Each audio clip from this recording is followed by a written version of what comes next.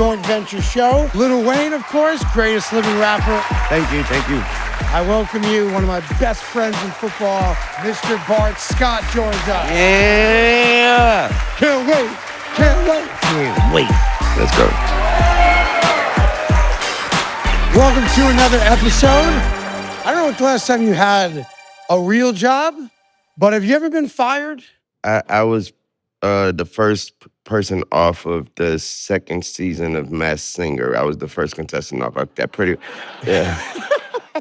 What song did you sing on Masked Singer? They only play the song that they show for television, but you sing like 3 songs. Oh, is that right? Yes, I sung like a Skater Boy from, I think it was like an Avril Lavigne song. I sung a Cyndi Lauper song. Okay. I killed that one. And, yeah, you did. Girls Just Want to Have Fun. That's the one. It's exactly the one I sung. You killed it? Yeah, I killed it. They just loved the whole choice and everything. And Lenny Kravitz, though, I didn't kill that one. I think it was something like two Lenny Kravitz. Do you get to pick the songs on that, or they tell you what you say? They give you, you give them a array of songs, but they also give you an idea of songs as well. Right. Is it frequent that you walk around the house singing Cyndi Lauper songs? No, that was one of their ideas, and I thought it was dope, so I just chose that one. Yeah. I've been trying to get Wayne to rap to "It's Raining Men," but he refuses to do it. That one's difficult. It's difficult. I think we settled on "My Way," right? Yeah. Is that the song you eventually were going to try to do? Yeah, but I thought I got an idea for the one that you want. I mean, if I could pull it off, then I'm a bad motherfucker. You're going to do Raining Men? I ain't say I'm going to do it, Craig. I said I got an idea, and if I could pull it off. Yeah, but I also know how you work. Once you get an idea, you're going to do it. I appreciate that, yeah. I know how it works. Yeah. You're nonstop work, 24/7. Well, the fact that you got fired from Masked Singer, maybe you can relate, because you essentially got fired on TV. Yeah. Right? Because you don't advance in the show. And my mom was so pissed. Was she? She was so mad. Did she know it was you? Like when you dressed up in that thing, she knew which character you were and all that? She didn't know. She didn't know at all. And also, I didn't tell her that I was going to be on the show, but it was the very first show that came on after the Super Bowl. It was a big episode. Yeah, so it was the first episode of season 2, so I kind of told the whole family some weird stuff like, man, I really like that. Y'all ever saw that show, that Masked Singer show? It come on right after the Super Bowl, but I really, really like that show. Is so, like, check that show out. I figured it out and had everybody watching, and it was super obvious. Like, you have to be some kind of involved with this. You're asking us to watch. And they figured it out, like, within 2 seconds. My son called me, like, Dad, that's you. How'd you figure it out, son? Exactly. Yeah. You're like, well, you used to sing Cyndi Lauper around the house. I figured it was you on TV.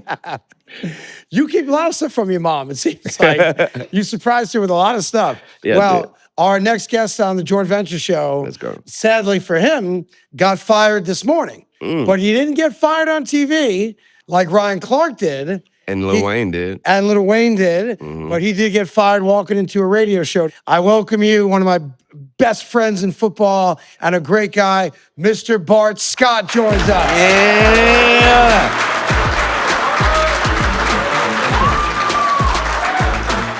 Appreciate it. Can't wait. Yeah. Can't wait. Oh, by the way, I should mention that Willie Colon is here summer from the Steelers and Jets. Yeah. And Willie's the guy in the background yelling, can't wait. Yeah. Can't wait. Yeah, you can't miss his fat ass. He back there somewhere. I think, by the way, while we're at it, Jim Leyritz is here from the New York Yankees. Oh, wow. There's Jimmy in the back. Oh, that's what's up. One of the biggest World Series home runs of all time against the Atlanta Braves. There we go. So Jimmy's here as well. You're unemployed, kid. Yeah, I know, man. Yeah. You got something for me? I'm trying. We've all been fired before. I got fired at the other place I was at too, man. What was the other place? The Fan. I got fired. You got fired from my radio station. Well, it wasn't fired. I guess when they don't renew, that's like the nice way of saying, man, you just keep it moving. Yeah, you got fired. I got fired by Isaac. And I'm like, hold up, you're not qualified to fire me, motherfucker. Well, you ain't even my general manager. How the hell you gonna fire me? You better tell Rex fat ass to come down here and sit my ass home. I ain't leaving till Rex come tell me to go. John Isaac was the general manager of the New York Jets. Did you actually say that to him? Yeah, you can't fire me. You ain't hiring me, motherfucker. How you gonna send me home? You better get some security in this bitch. So much to talk to you about, and you're exactly what I expected you to be today. No, yeah. When you left the Baltimore Ravens to come to New York, did you come because of Rex? Did you come because of money, or just like New York could do something special for you? Well, the money was the same. I really wanted I wanted my story and Rex's story to be linked together. You did. That was important to you. Yeah, because really when Harbaugh got there, we were only there for 1 year, and we were all bummed out that Rex didn't get the job, right? Because he was a defensive coordinator, and it was his opportunity to be able to lead. But Steve Bisciotti didn't think that we would take Rex seriously to be able to discipline us because, I knew Rex from a different way, right? Mike Pett and all those guys. Like, Rex was like the fun coach that had the D-line room going on. He had naked women and all kind of stuff on there. And whenever you heard, like, jokes and laughing before the meetings, it was always the D-line room. That was, like, the place to be. So, like, when I got there, I was an undrafted free agent, $500 signing bonus. Everybody know I'm, like, basically the equivalent to a walk-on, and I'm just trying to make my way. As I could continue to get better and make a name for myself, Rex was doing the same because he was on the Super Bowl team. He was D-line coach. Then he moved to the defensive coordinator, and then it was his opportunity to come here with the Jets. And I didn't really know much about Harbaugh, and I had been with Rex for, at that point, 6 years. So I decided to come to New York, and I thought it was only right for Ray because if they would decide me, they were going to let Ray go. Ray Lewis. Yeah. So is that right? Our contract was up at the same time, but I was a younger player. And I was like, you know what, this is Ray's team. Let me go to New York and try and make it big. Let me back up the clock great. for in a second. When you're an undrafted guy and you wind up in a locker room as a defensive player and there's Ray Lewis. Yeah. As much as you're a tough guy, is that intimidating? Well, stop for a second. No. Wayne, if I was an up-and-coming rapper and I walked into the studio and you're there, I'm going to be intimidated. I appreciate that, Craig. I'm from right? I'm from the D though. You know what I mean? Like we ain't afraid of shit. You know what I mean? Like so I came in there. Come on now. Nah, straight up. I understand what you're saying, but I picked the Ravens for a particular reason because I was an undrafted free agent. For those out there that don't know, when you're an undrafted free agent, you kind of pick where you get to go. Okay. Right? And so I saw it as an opportunity. So those out there that kind of saw Hard Knocks and saw the Ravens going through what they were going through, you'd realize that when they had Shannon Sharp, Goose, Rod Woodson, all those guys, they had a big salary cap purge. So I'm like, here I am coming in as an undrafted free agent. It's probably a better chance for me to go there because they need cheap labor, right? So undrafted free agent, $500 signing bonus, supposed to be $1,000, but Ozzy cheap ass took $500 back. Stop it. Yeah, man, this is crazy. You got shit $500? Man, that's the craziest shit ever. $329 after taxes. I paid my fucking Sprint bill because that was back in the day when Sprint was going on. He couldn't give you the $1,000? He called back like, yo, you know that $1,000? I said, come on, Ozzy. He's like, I'm like, bro, you give somebody a $500 signing bonus, you need to pay him that shit out of your pocket, man. You gonna give me no check.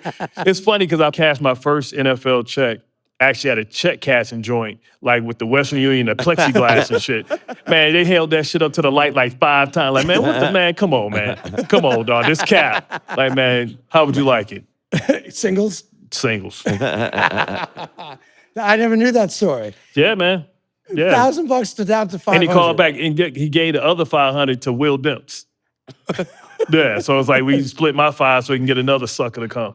You know what I'm saying? Well, it definitely worked out for you. Let's go back to your childhood a little bit. Yeah. There's something about you that confused me. I asked Bart Scott to play in a bunch of celebrity softball games for charity. Yeah, man. And the very first game Bart came to, I go, Bart, here's the deal. You're playing left field. Yeah. He goes, where is it? And I go, excuse me? He goes, am I looking at a mirror or am I looking out? Is this left field or am I out here? This is left field. It could be either side depending on which way you're looking at. You're an American kid who's man. a great athlete. You don't know where left field was. Yeah. So baseball is the only sport I never played. I played everything from tennis, volleyball, track, basketball, football, all that. And baseball is my father's first love. And I can remember the day I was going to go out. I'm like, all right, I'm going to play baseball because he wanted me to play baseball. You know, all the fathers back in the day from the 70s from Nam, they all grew up Jackie Robinson, their heroes and all that type of stuff. So I'm like, all right, I'm going to go out. And my boy was a good baseball player. So I see him walking down the street. And he kind of walking down the street. I'm like, yo, man, I'm about to go to the baseball team. He opened his mouth like, what up? I say, oh, damn, what happened to you, dog? He had a wire through his teeth. I say, whoa. He got hit in the mouth with the baseball. I said, oh, hell no. Hell no. Listen, I got crooked fingers. I got a toe that don't touch the ground. But I ain't messing up my face and my teeth, man. I don't compromise with those, man. So as tough as you can be, man. I was like, what did you do? He said, nothing. I said, oh, hell no. That would have been assault and battery. I would have beat the hell out of him with that bat. If my teeth broke, your teeth gonna be broke. You were also raised by your sisters, right? Man, you did some research on me last minute, man? You and I are friends for a long time. Yeah, your that's true. sisters We used were to kick neighbors your too. ass, We right? were neighbors. Yeah, my sisters just beat the hell out of me, man. Yeah, I got big sisters. We got different dads. So they dad was like 6'5". You know what I'm saying? So like they was about that smoke too. Like, you know, like I can remember like stories of my sisters like in the streets, like girls running up on my sisters with bats. You're like, hey bitch, you bringing a knife to a gunfight, she pull out the strap. You know what I mean? I got some hard people in my family, man. It's like 130 of us really. Is that right? Yeah. So the family reunions are special. Yeah, well, you know, we ain't got no family reunions, man. Yeah, everybody had moved out. But, you know, I was raised in a tough neighborhood, east side of Detroit. You know what I mean? If anybody that ever saw, like, 8 Mile, they remember where Cheddar Bob got shot in the ass. Like, that's down the street from where I grew up at. So it was legit. Yeah, Mac and Bewick. Like it's like a what y'all would call here a bodega. You can go there and get, you know, license plate tabs, new social security card, you know, license, whatever you need, man, owned by the mob. How tough were your sisters? They were tough, man. You had to be tough, man. I grew up in Detroit in the 80s. You know what I'm saying? The 80s, the crack era and the AIDS era, man. Like it was, you know what I'm saying? You just like hear little crackheads running down the street, man. Like little, you don't even see them, man. They used to call my uncle Chicken George. You know what I'm saying? Off Roots. You know what I'm saying? Like he'd be out there dancing for that rock. You would have made money off on Weezy. You crazy. Yeah. It was, he ain't never steal no TV though. I don't even know what to say. I was trying to see what Coach was talking. I had asked Coach before I left too. You know, I asked Coach before what you trying to do? Before I leave out here, what you trying to do, Coach? The people's gonna come up at your ass, Coach. I know you gotta calm your nerves down too every night. When did you discover you were different athletically? Was it high school? Man, it's crazy. Like when you grow up in the hood, like everybody's a great athlete, right? I grew up during an era where you actually play in the street. If you go to parks now, man, you don't even see kids out there playing no more. Everything is so commercialized. You know, kids are playing AAU. They like traveling baseball and all that stuff. It's like a professional like league for little kids. It's expensive. But when I grew up, you know, you just go outside and play. Like I grew up in the hood, but my grandmother, you know, because my uncle was an addict, the other one was an alcoholic, you know, my auntie was, you know, everybody had their things. She wanted to protect her kids, so she bought 7 houses on the block. So I was like raised by a village. It just so happened that, you know, it was a village of women. Like, I mean, I think we talked about this before that like Warner Brothers owns the rights to my life story. You know what I'm saying? But it all came from like when I got here with the Jets, it was a article that was written like a warrior raised by women. Because they're like, man, how can this dude be so tough and he raised by women? Anybody that had a big sister know that nobody beats the shit out of you more than a sister. You know what I'm saying? Exactly. Like your brother gonna play video games with you, like they gonna hang out with you, you gonna play basketball with him. Your sister, you just smell like a little stinky dog that they just kick around and beat like a pinata. You know what I mean? So like, you know, I got it honest, you know what I mean? And football was just something natural because I was naturally violent, you know what I mean? Because my surroundings, I'm all for the smoke. Like, I still got to go box and stuff because to get it off. Yeah. I finally got my diagnosis, though. It's like explosive something behavior or something shit like that. You know what I'm saying? Yeah, I'm just going to sit back here a little bit. I'm just going to cross my legs. Nah, man. No, we Gucci. You know what I'm saying? You did something funny, though. So Bart comes over to my house, this years ago, with his son, right? And his son's playing my son in basketball in the backyard. And Bart was so pissed because my son was beating him, right? And do you remember that night? Yeah, and you're like, man, I'm going to drop you off in the hood. You're not going to last a minute. Yeah, man. And the best line you had that day was, Craig, I'm raising a soft suburban white kid. You ain't lying. Still facts, man. He looked tough, baby. I knew I was doing a bad job when my son was walking down the street and he saw another black kid. He just kept walking like, oh, bro, we don't do that, man. Like, you know, any black person in here like that, no, you see another black person, I see you walk down, it's something. I'm like, nod head, no matter where you from. You don't, it's like, bro, you're supposed to acknowledge that you know the struggle. The problem is he ain't got no damn struggle. I was like, oh, man, I'm raised in suburban. listen, Black-ish could be an episode of my life, man. Yeah, you were so pissed that day. Oh my God, he broke his damn wrist skateboarding downhill. I said, Hey, man, hold come on, on, man. hold on. The skate don't knock the skateboard. No, I ain't knocking the skateboard. It's the fact that it was his first time on the skateboard. He went He going jumped straight downhill. down, he He bombed the failed, hill. broke his wrist, got his ass stuck up in the air, man. Like, what the hell are you doing?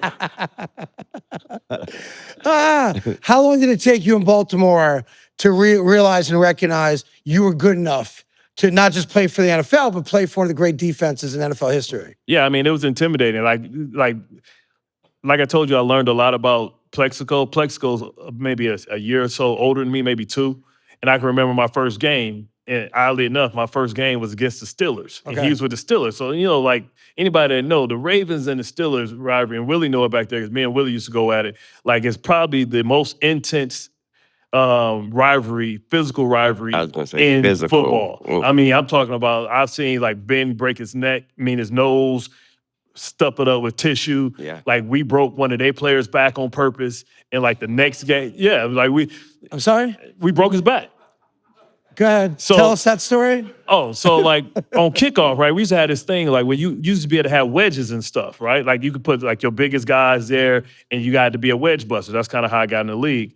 But we playing Pittsburgh and we like, all right, we're going to set this dude up for a big return. So we used to do this stuff like where we put a guy on a guy, like I'll be looking at this guy right here, right? But I'm really blocking him, but he thinks I'm blocking him. So I'm looking at him, so I get back, he's running, but the guy that's blocking him is like the first guy over there. He running 50 Full yards. speed. 50 yards, right. He decleated him, bam. First thing you do, break his back, stretch her off, first play, right?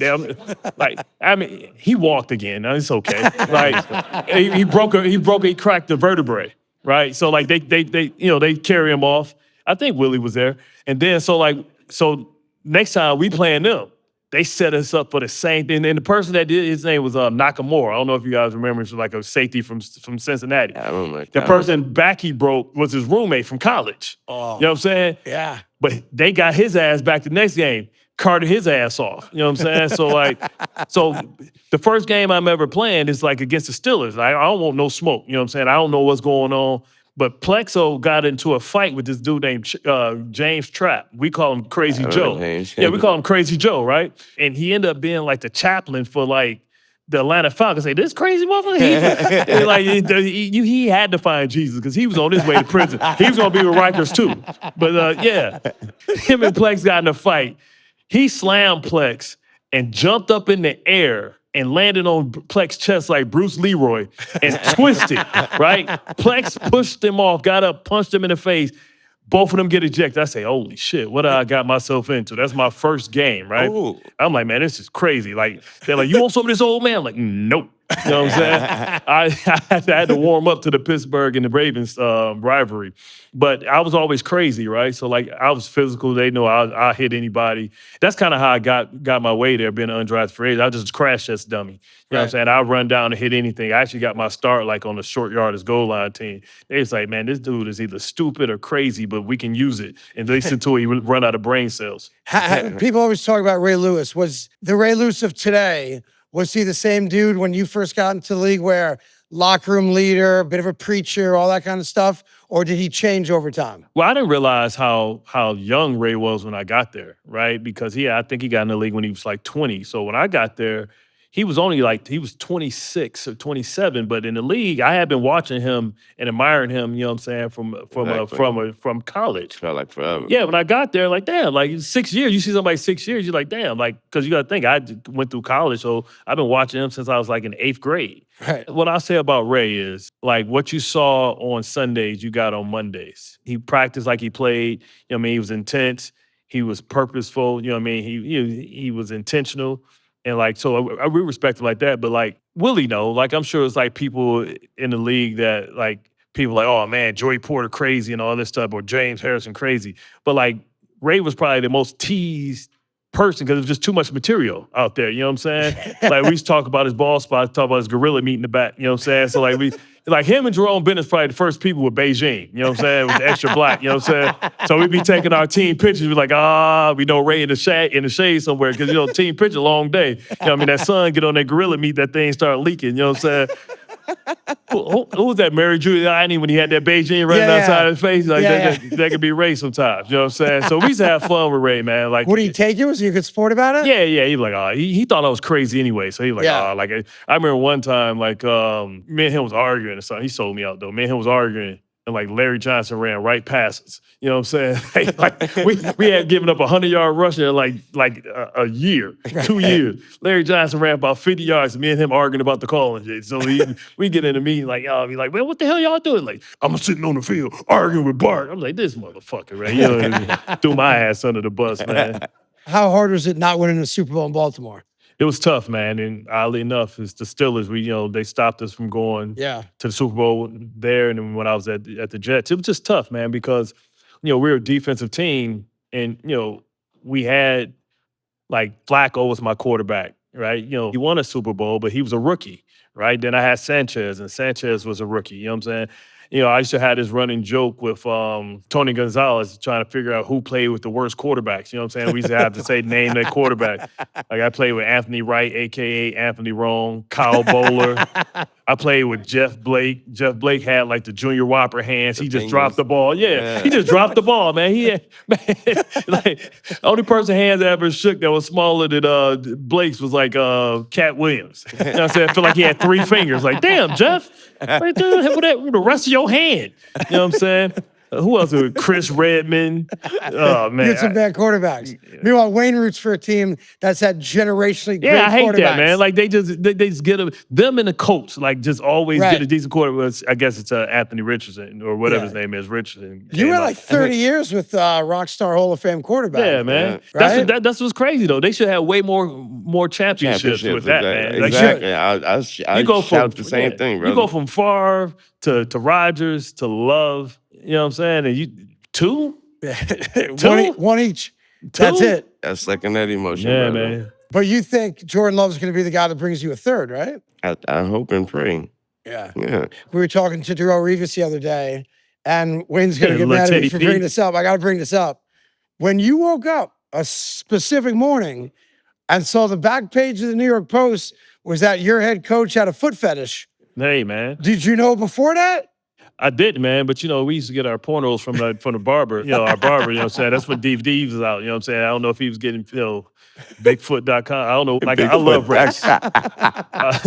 Hey, man, listen, whatever your thing is, we all got something in there. Listen, I can look in here. If I check some of y'all history, search history, we'll find out a lot about y'all, too. But this is how I took it, man. It was his wife, though. So. Yeah, it was his wife. But that's what I'm saying, though. Like, the fact that he had been married for that long and he can still make a whatever sex tape, if they were just looking at feet, whatever it was, it's still, if that's what turned them on and that was their thing, you know what I'm saying? I was all for it, man. Did he have to address the team about it? Or did you guys like bust his balls about it? How did it play out once it came out? No, we beat the brakes off the Patriots because Wes Walker was trying to be funny, you know what I'm saying?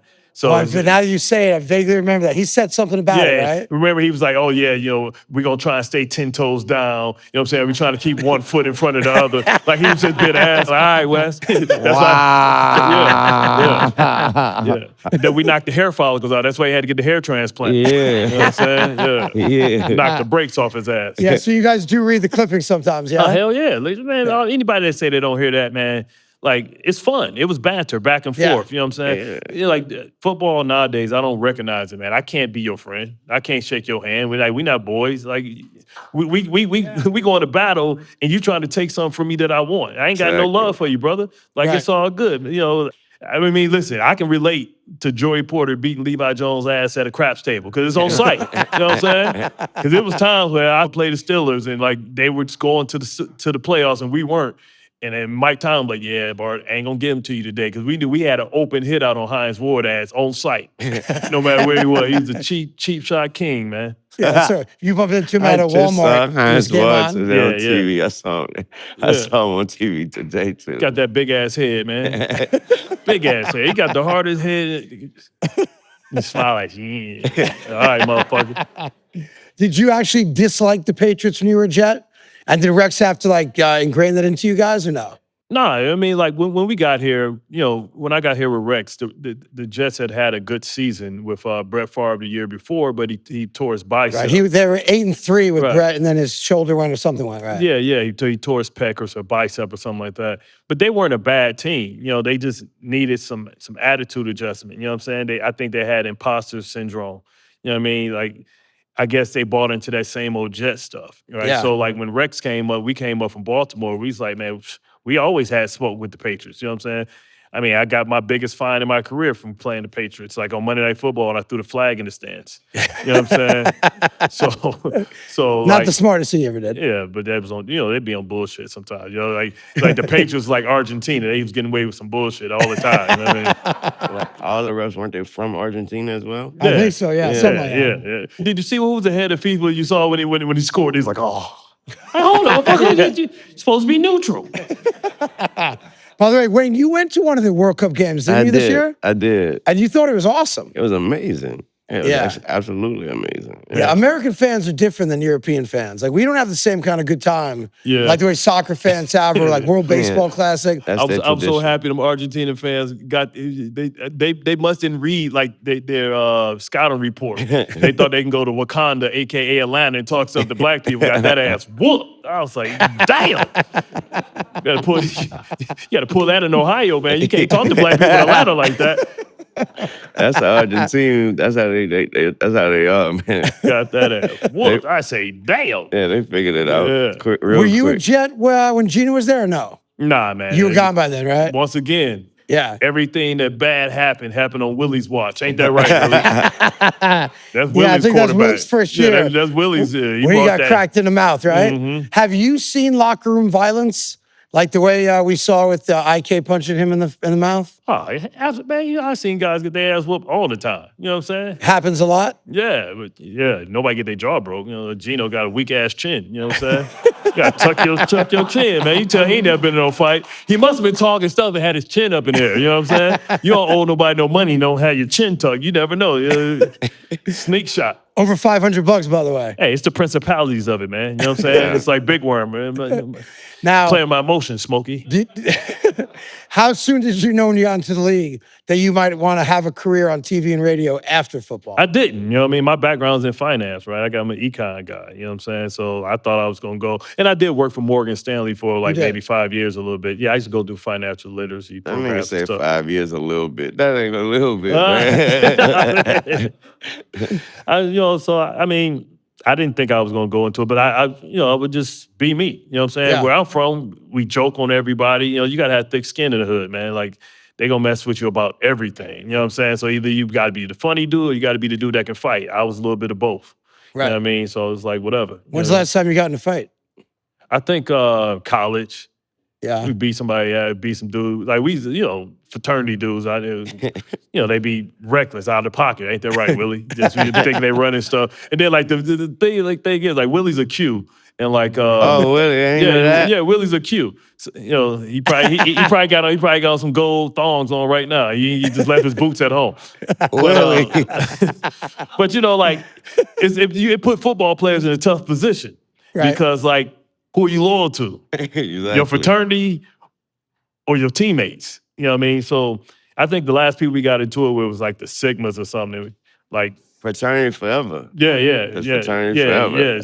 Think something. Then somebody threw a bottle and it cut me or something. And I turned to the Credible Hawk. We was whooping ass with bowling balls. It was pins up everybody's ass. We was whooping ass that night. You know what I'm saying? But you're not a guy we should ever fight against, I guess, huh? I don't claim to be no tough guy, no stuff like that. But you can wait. Yeah, but listen, we Detroit versus everybody, man. We don't play that shit. Exactly. You know what I'm saying? Listen, you gonna whip my ass, you're gonna have to keep doing it. We gonna figure this out. So you're unemployed? Well, I still got a couple jobs, but yeah. I mean, from TV and radio. Yeah. Obviously, they didn't do your guy Ryan Clark well. It actually made him sympathetic. Like, you fired dude when he's on the air. How did you find out that ESPN was like, all right, we're done with you? Hey, man, I was going into my radio show. And they called me like, hey, just let you know, I wish we can do it in person. Like, no, you don't, motherfucker. Yeah. Oh, I wish I could do it in person. No. Yeah. All right. So it's like, we're not going to. renew you, right? My contract is expiring in September. So like I found out that way, and it's part of the business, you know what I mean? And you understand the balance, and I don't know what they had to do when they had to trim the fat. You know what I mean? I had never been there, where my contract was expiring, because usually when it's a year, I get renewed. But it's what it is, man. It's sometimes, losing your job can be some of the biggest blessings, because it forces you to try and do something else and sometimes step out of your comfort zone. Right. And listen, one thing that is constant is change, right? And I've been fired before, and I understand the process. And I hold no ill will. I don't even know who made the call, but I did enjoy my time there. I enjoyed using the platform, keeping myself relevant. Yeah. Like I said, I wasn't a first round draft pick. You know what I mean? I'm not a Hall of Famer. You know what I mean? I think I was a pretty good player, but you know what I'm saying? Good player. I just appreciate them giving me the platform, and I'm not gonna hold any ill will to them. Yeah. You know what I'm saying? It's my job to make them regret it. For sure. Yeah. Go have success somewhere else to make them regret not keeping you around. Yeah, absolutely. For sure. And remember, like, for y'all, I don't know if everybody out there know, but I worked on CBS, right? And That's right. I thought I was going. I called Super Bowl 50 with Beyonce and Gaga and all that stuff. And I thought I was going to be able to work with. I thought I was going to be able to work with Shannon. But sometimes in this business, they want it.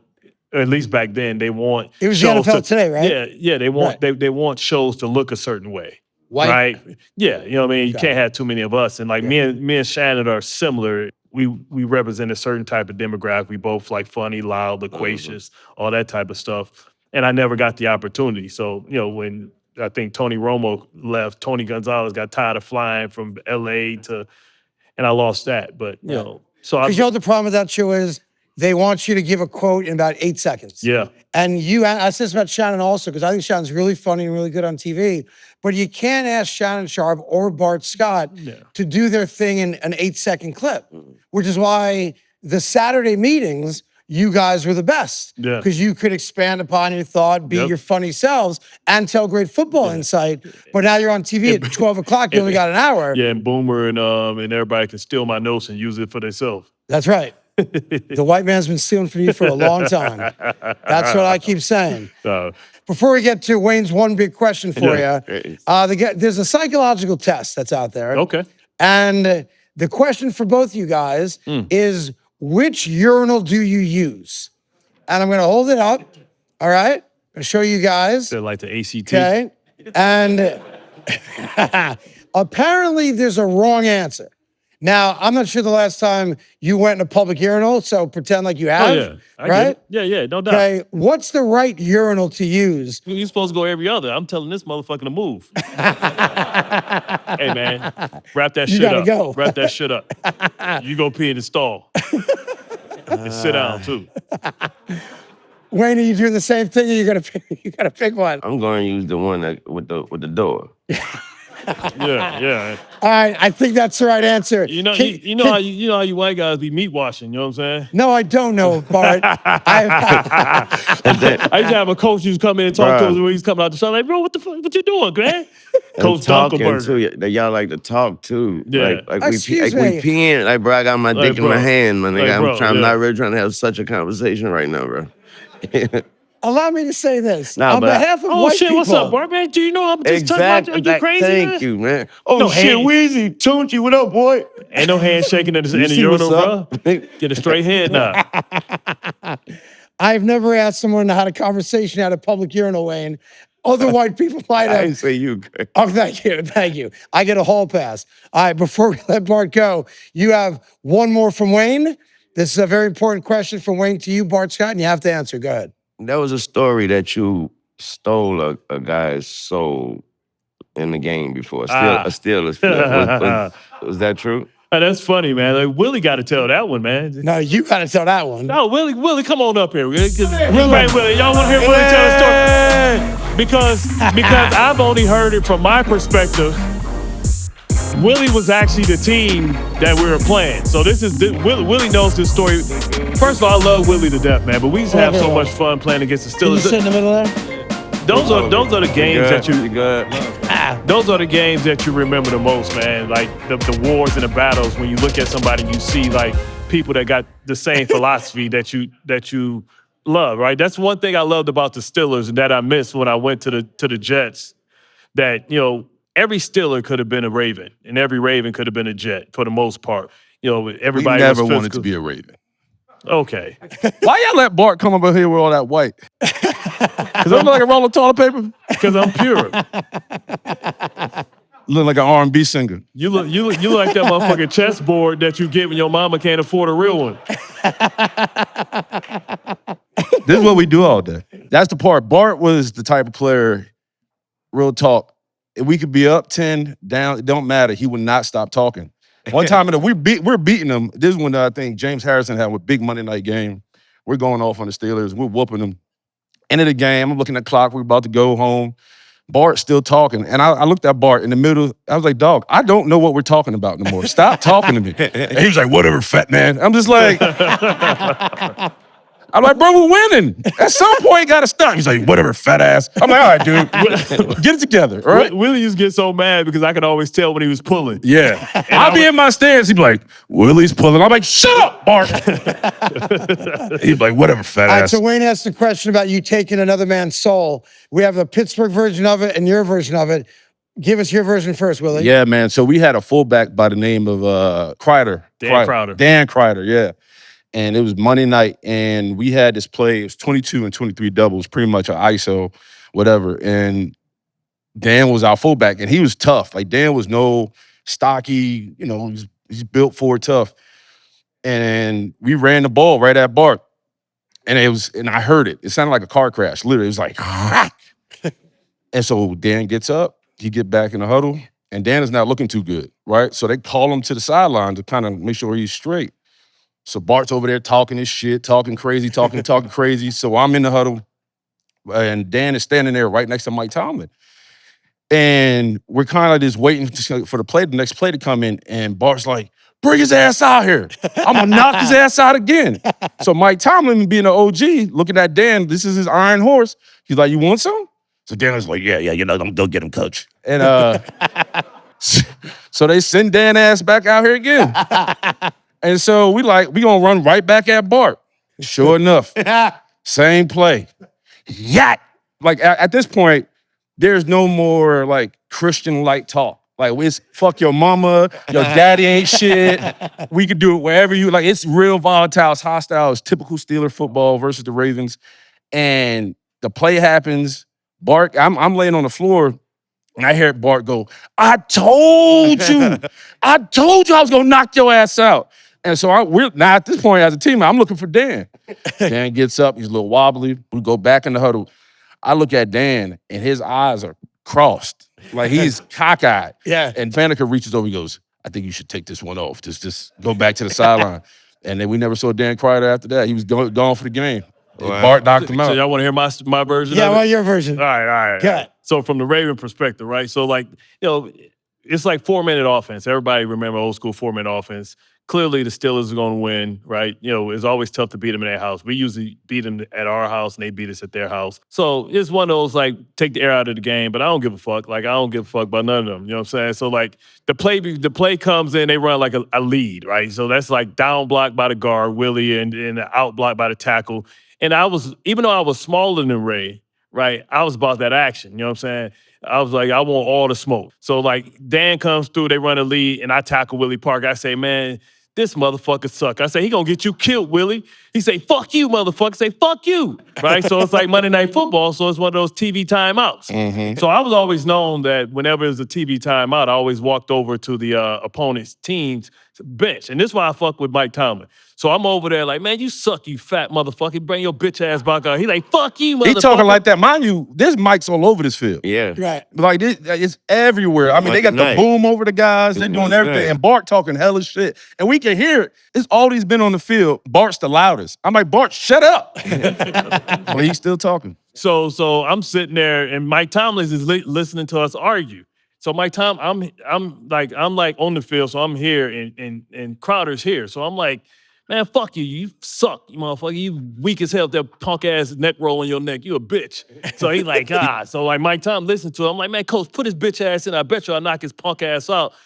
Mike Tom like, you want him? He's like, fuck yeah, I want him. It's like, go get him. Go get so him. like a couple years before, like I know Jerome Bennis because he's like a Detroit great. And back in the day, like I grew up in his like Reggie McKenzie. That's actually where I first saw Plex, like in the Jerome Bennett's football camp. And I can remember, like, I was talking shit to Bennis. He was the bust that we remember. And we were arguing on the field. Like, I'm like, fuck you, you fat motherfucker. It was like 4th and 1. I was like, bring your bitch ass, I'm gonna kill your fat ass, right? So like, Bennis must have went and told Coach, like, oh man, this motherfucker hyped up, jacked up on Mountain Dew. So like, we run the play on 4th and 1, and I run up, and this fat motherfucker swim me like he was a ballerina. I'm like, oh shit, because I had a man-to-man. His fat ass was wide open in the flats, and if he could catch, I would have got cussed the fuck out because I just ran by the guy that I was actually checking man-to-man. So I'm like, all right, maybe Mike Tomlin gonna call some bullshit. But I'm like, Mike Tomlin, he like a dude's dude. You know what I'm saying? Baby Omar Epps, you know, he about that action too. He want to see what this motherfucker gonna do. Epps. You know what I'm saying? So I don't think he gonna run it. But anyway, I'm like, fuck it. I'm gonna hit this motherfucker anyway because I'm mad because we gonna lose. So we come through, I hit this motherfucker like, yaka! You know what I'm saying? So loud. The first person is like Terrell Suggs. I'm like, yeah, I told your bitch ass. So like Suggs like always on one. So like he pops up too fast, like Zab Judah did in that boxing match. So he pops up, right? He pops up all hyped up and shit, and they like, oh, what the fuck? They like, hey, yo, come get this motherfucker. It wasn't right? good. So like, what we really don't remember is the motherfucker went to he made it to the numbers and collapsed. You know what I'm saying? And then when he collapsed, Suggs was like, oh, shit. Oh, shit. I ain't never heard a motherfucker say he's gonna knock somebody out and he knock a motherfucker out. Oh, what the fuck? Right? So, like, you know, it was funny. Like, the first time people ever kind of heard that story is Rex. I'm sorry. It's a real ass story. It's real. I didn't mean to tickle your liver, like, Wheezy, on my bad. You know what I'm saying? But that be real shit that be going on up in that shit. You know what I'm saying? I choke shit out of Dan Crowder. Shout out to Dan, man. I miss you. I love you. Hope it was well. Be honest with you, I ain't seen him since. I don't know what's funny. I've never seen him again. Real talk, I saw him. He can't move his neck. I'm dead ass. This motherfucker had that Daryl Moose Johnson neck roll. But, Dan. that was the Steelers rivalry. I can remember when Hines Ward broke Ed Reed's back. Oh. It was spinal. Ed Reed was in the locker room like motherfucking Tyson. Yeah, I broke my back. It's spinal. You know what I'm saying? But that's what I loved about it because, like, I feel like what Vince Lombardi said, you know what I mean, it's the truth. Like, he believes that every man's finest hour, the moment that he holds true, is the moment when he lies exhausted on the field, victorious. You know what I'm saying? It's you know, you love when you give your all and you end up on top. That's what life is about. That's what sport is about. And that's what I miss the most. You know what I mean? And that's why I still have to work out because I still have that energy, that willingness to compete. It's nothing like, you know, I know Wayne in this industry, like, proving that you're the best. You know what I mean? And I'm assuming that you get the same dopamine that we get stepping out and rocking the crowd and getting out there, man, and rocking that shit. Exactly. You know what I mean? That's why athletes can't retire. Not that they, you know, want to play forever. It's just that you miss this. Exactly. You miss the brotherhood. You miss the battle. You miss preparing all week for one moment to step up. Just think, you know how long we practice. Like, you go to OTAs, you got mini camps, you got all that shit just to play 17 games. You know what I mean? But we love it, man. And you know, I don't know what. You ain't about to cry in this bitch. Hey, man. Sound like you just got sensitive. Yeah, you just went from head buster to like, listen, man. What else you have to do, man? You have to make them laugh and you make them cry. You know what I'm saying? I learned that from X. You know what I'm saying? It's like an Oprah moment right here. Yeah, you know what I'm saying? Most guys say the thing they miss the most that they can never replace is the fraternity. Is being with the guys as much time as you are, but it's not. It's the competition. I hate fucking a mother up, man. You know what I'm saying? You're just hurting people. Yeah, I just love motherfuckers because I'm not the biggest. So like dudes think they like, all right. You like fighting. Yeah. You know what I'm saying? I got to get that shit out. How do you replace it? You play pickleball? Nah, man. That's some weak shit. Nah, man. Nah, talk about that bar class you love. Oh man, I be in there. Bart has an ab class. He said abs. Ab class. Yeah. All right, whatever. Like the hardest thing you've ever done. The women in here know what I'm talking about. Bar class. You ever seen a big athlete come in bar class? They be in there twerking. Mind you know what you, I'm saying? he's been on there shaking, ass shaking. They can't hold it. Can't hold the pose. He's been in goal line stands for like the city on his back. I've never seen more men walk out of a class like they ain't never coming back. Like, yo, you supposed to be tough. Take a bar, pure bar. Think it's a game. Bar class? Bar. Bar class. Bar. Oh, Like he does. dancing. He'll call me up and be like, man, I just got a bar class. I'm like, I don't care. I'm like, bro, I've seen you knock people out. You want to tell me a bar class is harder than that? By the way, was there a Lil Wayne song that you guys would listen to pregame? Or did you guys have like in the headphones? Was Wayne all over the locker room? All of them, man. Like it's straight fire, man. It was the music that back then. Mixtape Wayne was. He got so many damn bars, man. Yeah, And even if it wasn't mine, I was on everybody. Yeah, yeah. So even if you listen to whatever you like, I'm gonna pop up on that too. At some point, right? Yeah. You had to get it, man. Like especially when I was playing, man. Like we listened to everything. all straight. Who got to music, control the music in the Ravens locker room? Oh, we used to have the wars. We used to have like the wars. You know what I'm saying? Every once in a while, like somebody try to get that country in there, you get that shit broke. You know what I'm saying? Come over Same that with the bullshit. Jets? Oh yeah. You know what I'm saying? 70% black. You know what I'm saying? You I got to culturate. understand. But like the reverse way. Someone's still got to be in charge of the music, no? You would Well, think. I think with me, we used to have the wars because it was like Braylon was on one side, then I had the Bulls on one side, and that's when Beats came out. So, but Beats was all bass when you had like the pills and stuff like that. But you know, music is a part of the culture. Every era has its own soundtrack. You know what I'm saying? When you think about like the Fab Five, Jordan, you think about every era has a soundtrack. And what I love about music is it takes you back to a moment. I can hear a song and I can remember exactly where I was and what I was thinking and what life was. So when Hanson came out with Bop, where were you? Bop. Yeah. Who? Hanson. Well, what's the Jonas Brothers used to live down the street from us, right? Yeah, they used to live in Denville. Yeah. Yeah. So the Jonas Brothers was your go-to? I'm like Menace to Society. That shit gets no play in my ride station. Well, look, really, I appreciate you coming up here and Thanks, Bart. Thank you. Bart Scott, appreciate you coming on.